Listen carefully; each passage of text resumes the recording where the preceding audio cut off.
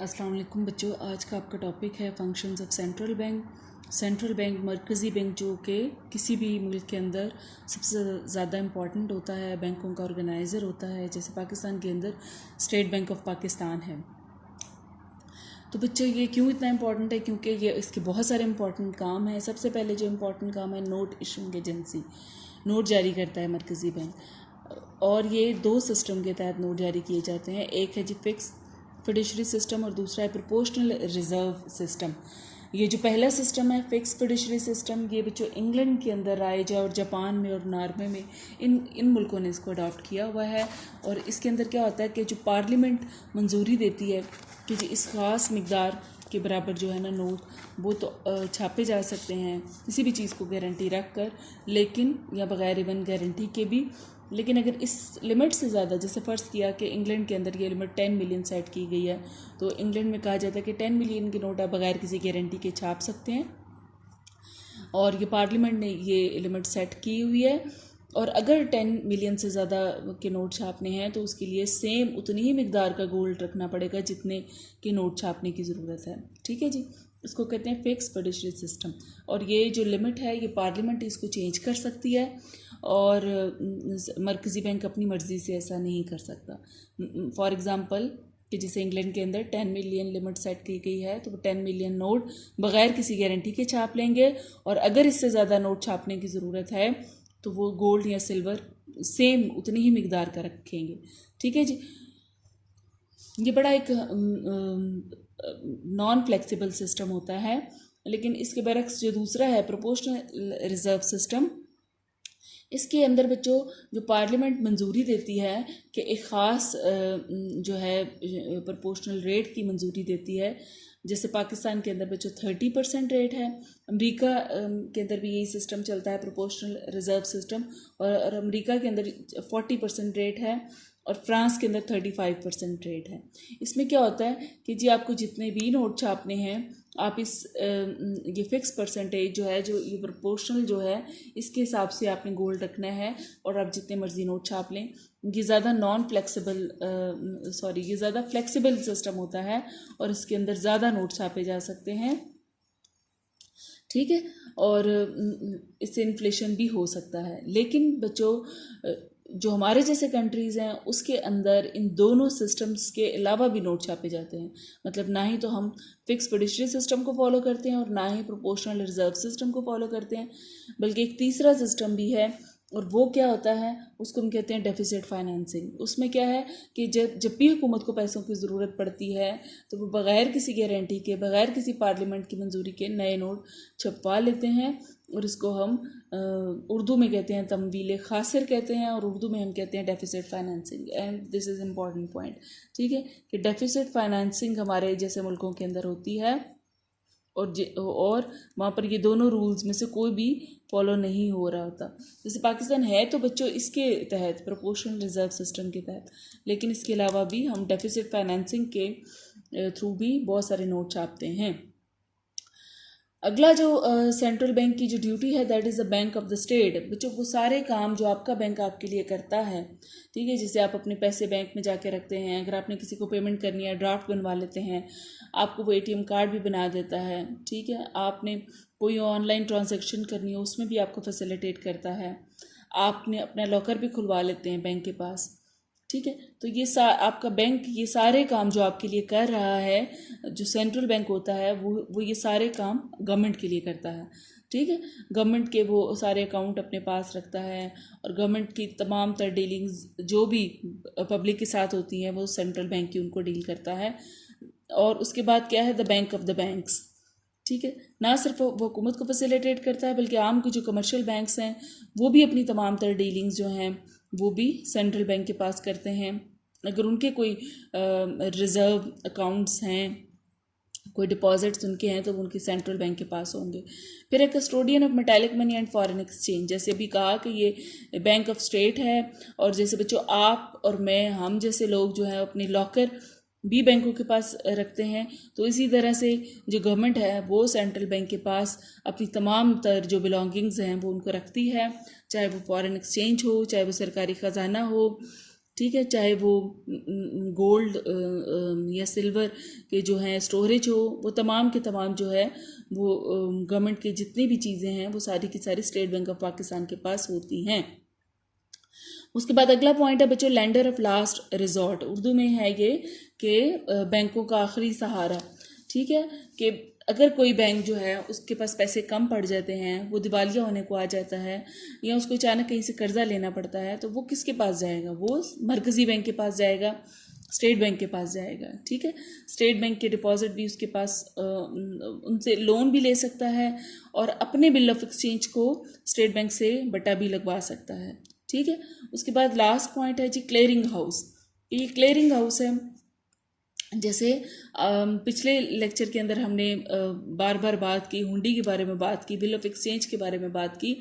तो अगर जैसे हमने कहा था कि अगर अलाइड बैंक और एमसीबी में डीलिंग हो रही है बिल ऑफ एक्सचेंज की, तो अगर वो हुंडी अलाइड बैंक की है लेकिन आपने उसको तोड़वा लिया है, एमसीबी से तोड़वा लिया है, तो अब वो आपस में भी उन्होंने क्लियर करना है ना, तो वो जाकर कहाँ क्लियर करेंगे? सेंट्रल बैंक की जो है उनकी सुपरविजन में वो अपने तमाम बिल ऑफ एक्सचेंज को क्लियर कर लेंगे। ठीक है बच्चों, उसके बाद सबसे बड़ा जो फर्ज आ जाता है मरकजी बैंक का, that is the controller of the money market. ठीक है, ये सबसे इंपॉर्टेंट इसका काम है कि ये मनी मार्केट को कंट्रोल करता है। मनी मार्केट को कैसे कंट्रोल किया जाता है? पहले तो ऐसे मैंने ये आपको बता दिया कि जी इसको मेजर करने कंट्रोल करने के लिए क्वांटिटेटिव मेथड होते हैं। ठीक है, और एक क्वालिटेटिव मेथड भी होते हैं। क्वांटिटिव, पहले तो ये समझें कि क्वांटिटिव और क्वालिटेटिव में क्या फ़र्क है। क्वांटिटिव मेथड में यही बात है कि आपको, जैसे मैं रोज़ कहूँ कि बच्चों अगर आप मुझे असाइनमेंट जमा करवाएंगे तो वो आपको उसमें से मार्क्स मिलेंगे और उसी की बिना पर आप अगली क्लास में प्रमोट होंगे, इसलिए आप असाइनमेंट मुझे सबमिट कराएं। तो ये हो गया एक क्वांटिटिव मेथड। लेकिन क्वालिटेटिव मेथड क्या होगा? हो गया कि मैं आपसे रिक्वेस्ट करूं या मैं आपको एडवाइस करूं कि बच्चों आपको काम करना चाहिए, आपको अपनी असाइनमेंट मुकम्मल करनी चाहिए और मुझे सबमिट करानी चाहिए। तो this is the qualitative method. ठीक है, क्वांटिटिव मेथड में क्या किया जाता है कि मेजर्स ली जाती हैं, रूल्स बनाए जाते हैं, उनको इम्प्लीमेंट किया जाता है, और उसके बरक्स जो क्वालिटेटिव मेथड है उनमें एडवाइस किया जाता है और फिर एक्सपेक्ट किया जाता है कि एडवाइस विल बी फॉलोड। सही है। So quantitative method are very much important. सबसे पहले bank rate policy. Bank rate बच्चों, अगर जिस रेट पर आप कमर्शियल बैंक से कर्जा लेने जाते हैं तो कमर्शियल बैंक भी जो होते हैं वो भी स्टेट बैंक ऑफ पाकिस्तान के पास या सेंट्रल बैंक के पास कर्जे लेने जाते हैं। ठीक है, और उनको भी किसी रेट ऑफ इंटरेस्ट पर ही कर्ज मिलता है। लेकिन अगर फॉर एग्जांपल आपको कमर्शियल बैंक से कर्ज मिल रहा है 10% रेट ऑफ इंटरेस्ट पर मिल रहा है, तो कमर्शियल बैंक को सेंट्रल बैंक से कुछ 7% पर जो है रेट ऑफ इंटरेस्ट के ऊपर कर्जा मिल रहा होगा।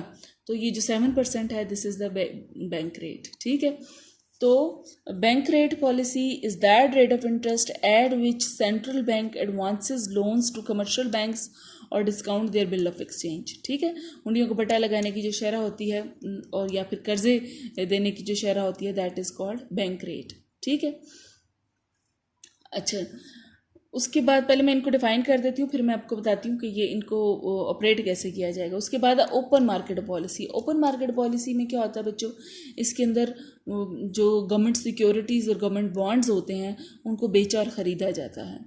ठीक है, उसके बाद है change in reserve ratio. Reserve ratio क्या होती है? जैसे पहले हमने पढ़ा, जब हम कमर्शियल बैंक के बारे में पढ़ रहे थे तो हमने कहा कि सेंट्रल बैंक ने कमर्शियल बैंक को बाउंड किया हुआ होता है कि आपके पास जितने भी डिपॉजिट्स हैं उनकी एक ख़ास परसेंटेज आपने रिज़र्व फॉर्म में अपने पास रखनी है। जैसे एक न्यूमेरिकल एग्जांपल के अंदर हमने एज्यूम किया था कि reserve ratio is 20%। So that reserve ratio is जो है reserve ratio is that ratio which the commercial banks will have to reserve from their deposits. ठीक है, उसके बाद अच्छा, अब ये करना क्या है, इन सारी पॉलिसीज़ को करना क्या है? इससे पहले आप ये समझिए बच्चों कि ये जो मॉनेटरी पॉलिसी है, ये मनी मार्केट है, इसको कंट्रोल करने की क्यों ज़रूरत होती है। बच्चों, आपकी इकोनॉमी में दो सिचुएशंस हो सकती हैं, या तो आपकी इकोनॉमी इन्फ्लेशन का शिकार हो सकती है या फिर आपकी इकोनॉमी डिप्रेशन में मुब्तला हो सकती है। इन्फ्लेशन के अंदर क्या होता है कि बहुत ज़्यादा करेंसी सर्कुलेशन में होती है, और ऐसी सिचुएशन में इन्फ्लेशन को कंट्रोल करने के लिए मनी सप्लाई को कम करने की ज़रूरत होती है। ठीक है, और इसके बरक्स जब डिप्रेशन होता है, जब शदीद बेरोज़गारी होती है और मार्केट के अंदर जो है डिमांड भी नहीं होती, और जबकि ओवर प्रोडक्शन वाली सिचुएशन होती है, तो और शदीद लोगों की जॉब्स की शॉर्टेज होती है, उस केस में मनी सप्लाई को इंक्रीज़ करने की ज़रूरत होती है। पहले ये पॉइंट को आप क्लियर कर लें कि when there is inflation in your economy, money supply need to be decrease, and when there is depression in your economy, money supply need to be increase. ठीक है जी। अच्छा, अब मतलब ये कि ये जो मनी मार्केट को हम कंट्रोल कर रहे हैं, उसके दो ऑब्जेक्टिव हो सकते हैं, या तो मनी सप्लाई को कम किया जाए या मनी सप्लाई को बढ़ाया जाए। मनी सप्लाई को अगर फ़र्ज़ करें कि मुल्क में इन्फ्लेशन है और मनी सप्लाई को कम करने की ज़रूरत है, तो सबसे पहले जी बैंक रेट पॉलिसी की तरफ आते हैं। तो बैंक रेट को जो है, अगर मनी सप्लाई को बढ़ाना मकसूद है तो जो बैंक रेट है इसको कम कर दिया जाएगा। अब जो स्टेट बैंक जिस रेट ऑफ इंटरेस्ट के ऊपर कमर्शियल बैंक को कर्जे दे रहे हैं, फ़र्ज़ किया कि पहले वो उनको 7% पर कर्जे दे रहे थे, तो अब उसको 5% पर कर्जे देने लग जाएंगे, जिसके नतीजे में कमर्शियल बैंक की जो कैपेसिटी है to advance the credit money, कर्जे जारी करने की जो उनकी कैपेसिटी है वो बढ़ जाएगी, और वो ज़्यादा कर्जे जारी करेंगे, ज़्यादा क्रेडिट मनी जनरेट होगी, और इकोनॉमी के अंदर मनी सप्लाई इंक्रीज़ हो जाएगी। और इसके बरक्स अगर मुल्क के अंदर जो है, अगर मुल्क के अंदर इन्फ्लेशन है तो मनी सप्लाई को डिक्रीज़ करना मकसद होगा। In that rate bank rate policy, bank rate को बढ़ा दिया जाएगा। ठीक है, ये दोबारा मैं क्लियर करती हूँ, ये मेरा ख्याल थोड़ा सा मिक्स मैंने कर दिया कि बैंक रेट पॉलिसी में या तो बैंक रेट को बढ़ाया जाएगा, ठीक है, या इसको कम किया जाएगा। बैंक रेट को या तो बढ़ाया जाएगा या कम किया जाएगा। बढ़ाया कब जाएगा? जब कंट्री के अंदर इन्फ्लेशन होगा। ठीक है, जब मनी सप्लाई को, जब मकसद क्या होगा कि मनी सप्लाई को कम करना है, और मनी सप्लाई को कम कब, मैं इधर ही लिख देती हूँ, इससे ज़्यादा मेरा ख्याल बेहतर हो जाएगा। जब इन्फ्लेशन होता है तो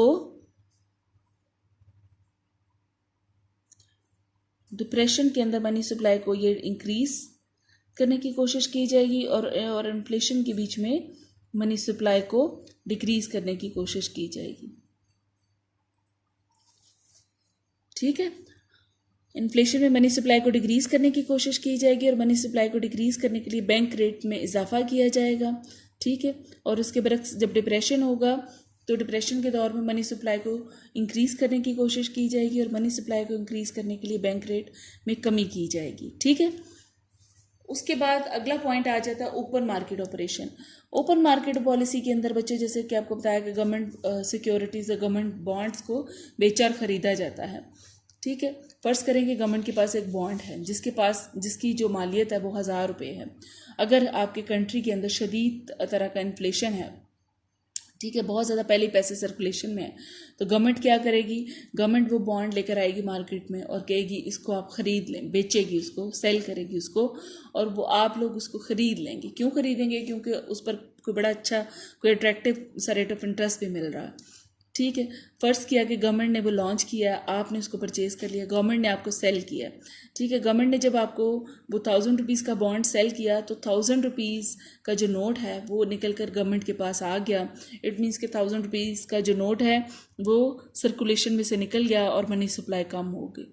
ठीक है, इसके बरक्स अगर आपके मुल्क में एक डिप्रेशन वाली सूरत हाल है, और डिप्रेशन के अंदर गवर्नमेंट का क्या मकसद है कि मनी सप्लाई को बढ़ाया जाए, और ऐसी सूरत हाल के अंदर वो बाइंग ऑफ बॉन्ड करेगी। अगर पहले से आपके पास कोई बॉन्ड्स मौजूद हैं, ठीक है, तो वो आप सबके पास आएगी और कहेगी कि आप अपने बॉन्ड्स जो है मुझे वापस कर दें। गवर्नमेंट जब बॉन्ड बाय करेगी तो वो क्या करेगी? बॉन्ड आपसे ले लेगी और उसके एवज़ आपको पैसे, रुपए दे देगी। ठीक है, इट मीन्स के बहुत सारे नए नोट जो है वो सर्कुलेशन में आ जाएंगे, और वो फिर वो जब बैंकों में जाएंगे तो फिर क्रेडिट मनी को भी मज़ीद प्रमोशन मिलेगा, और इस तरह से मनी सप्लाई इंक्रीज़ हो जाएगी। तीसरा जो पॉइंट है change in the reserve ratio. Change in the reserve ratio, उसके अंदर हमने देखा था, जैसे एक न्यूमेरिकल एग्जांपल के अंदर हमने कहा था 20% रिजर्व रेशो हमने तय की हुई थी, जिसके नतीजे में जो था वो 1000 रुपये की बजाय 5000 रुपये बन गए थे क्रेडिट क्रिएशनिंग के टॉपिक के अंदर। तो अगर मनी उसके अंदर भी हमने ये चीज़ देखी थी कि अगर गवर्नमेंट का पर्पज़ ये है कि इन्फ्लेशन को कंट्रोल करना है और मनी सप्लाई को डिक्रीज़ करना है, तो वो रिज़र्व रेशो को बढ़ा देगी। मतलब उसी वो जो रिज़र्व रेशो उसको 20% की बजाय 30% कर देगी, जिसके नतीजे में कमर्शियल बैंक्स की जो कैपेसिटी है वो कम हो जाएगी लोन जारी करने के लिए। ठीक है। और इसके बरक्स अगर डिप्रेशन की सूरत हाल है, तो डिप्रेशन में गवर्नमेंट का पर्पज़ क्या होता है कि मनी सप्लाई को बढ़ाए, और मनी सप्लाई को बढ़ाने के लिए वो क्या करेगी कि ये जो आपकी रिज़र्व रेशो है इसको कम कर देगी। जैसे 20% थी, अब उसको 15% कर देगी। रिज़र्व रेशो कम करने के नतीजे में जो कमर्शियल बैंक्स हैं उनकी capacity to advance loan will increase, they will advance more and more loans, और इस तरह से मनी सप्लाई बढ़ जाएगी। उसके बाद क्या है क्रेडिट राशनिंग। क्रेडिट राशनिंग बच्चों दो तरीके से की जाती है कि बता दिया जाता है कि जी महीने में इससे ज़्यादा कर्जा जारी नहीं किया जाएगा। ठीक है। या फिर ये बता दिया जाता है कि तो जब इन्फ्लेशन होगा तो ज़्यादा से ज़्यादा क्रेडिट राशनिंग की जाएगी, और जब डिफ्लेशन होगा, डिप्रेशन होगा, उस सूरत हाल में क्रेडिट राशनिंग को कम कर दिया जाएगा, उसको खुला छोड़ दिया जाएगा। ठीक है जी। उसके बाद आ जाती हैं क्वालिटेटिव मेजर्स। क्वालिटेटिव मेजर्स के अंदर बच्चों सबसे पहले तो आ जाती है मॉरल परसुएशन, कि गवर्नमेंट जो मरकज़ी बैंक होता है वो अखलाकी तौर पर सारे कमर्शियल बैंक उसकी बात सुनते हैं, बिल्कुल ऐसे ही जैसे आपके कॉलेज का प्रिंसिपल हो तो कॉलेज का पूरा जो स्टाफ है वो उनकी बात तो सुनेगा ही ना। इसी तरह से तमाम कमर्शियल बैंक्स जो हैं वो सेंट्रल बैंक की बात सुनते हैं, और जो भी वो कहता है, जब वो कहता है कि जी आपको ऐसे स्टेप्स लेने चाहिए जिनसे मनी सप्लाई इंक्रीज़ हो, तो कमर्शियल बैंक उसको फॉलो करेंगे, और जब वो कहता है कि आप ऐसे स्टेप लें जिससे मनी सप्लाई डिक्रीज़ हो, तो फिर भी वो उसको फॉलो करेंगे। उसके बाद क्या, डायरेक्ट एक्शन। अगर कोई जो कमर्शियल बैंक है वो सेंट्रल बैंक की बात नहीं सुन रहा, और अगर मनी सप्लाई को बढ़ाने में या कम करने में हेल्प नहीं कर रहा सेंट्रल बैंक की, तो वो फिर खुद उसको आता है, उसको कंट्रोल करता है, उसके खिलाफ एक्शन लेता है, उसको नोटिस देता है, वार्निंग देता है। ठीक है। उसके बाद नेक्स्ट क्या है, पब्लिसिटी। पब्लिसिटी, जैसे कि आपको पता है कि बच्चों सारा बैंकिंग सिस्टम जो है ये इतबार और साख की बिना पर ही चलता है।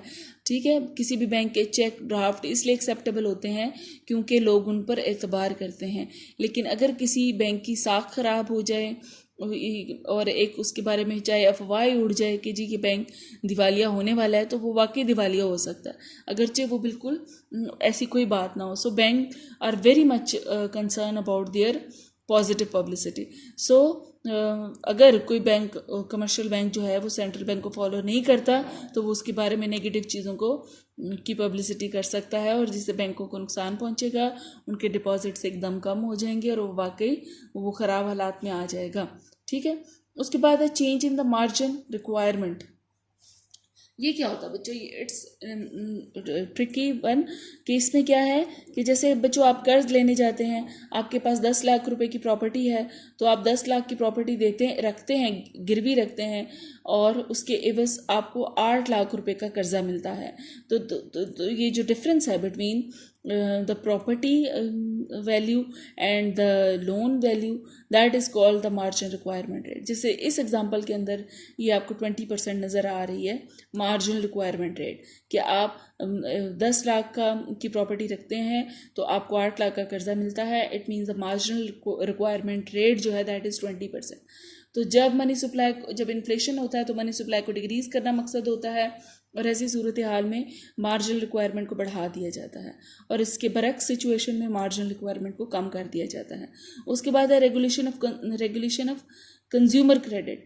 बच्चों अगर जो है वो गवर्नमेंट एक चाहती है, सेंट्रल बैंक ये चाहता है कि मनी सप्लाई को कंट्रोल किया जाए, तो वो ये काम कंज्यूमर क्रेडिट को कंट्रोल कर भी कर सकते हैं, क्योंकि जो है क्रेडिट जारी किया जाता है इन्वेस्टमेंट पर्पसेस के लिए या कोई नई फैक्ट्री लगाने के लिए, प्रोडक्शन के लिए, तो वो आपकी कंट्री के अंदर इतना इन्फ्लेशन नहीं लेकर आता, क्योंकि जैसे जैसे ही मनी सप्लाई बढ़ी है तो साथ ही साथ जो प्रोडक्शन भी बढ़ेगी। लेकिन ये जो कंज्यूमर लोन्स होते हैं, ये जो आपको कर्जे मिलते हैं गाड़ी ख़रीदने के लिए या कोई और इलेक्ट्रॉनिक्स ख़रीदने के लिए, या जैसे क्रेडिट कार्ड्स हैं जिसके ऊपर जो चीज़ चाहे आप शॉपिंग कर सकते हैं, ये जो कंज्यूमर क्रेडिट होते हैं ये इकोनॉमी के अंदर ज़्यादा इन्फ्लेशन क्रिएट करते हैं। सो सेंट्रल बैंक क्या करता है कि वो कहता है कि ठीक है आप कर्जे जारी कर सकते हैं, लेकिन कंज्यूमर लोन्स जो हैं वो उनको जारी मत करें। ठीक है, तो ये वो सारे स्टेप्स हैं जो आपका ले सकता है आपका central bank in order to control the money supply और in order to control all the banking system। ठीक है बच्चों, it's finished।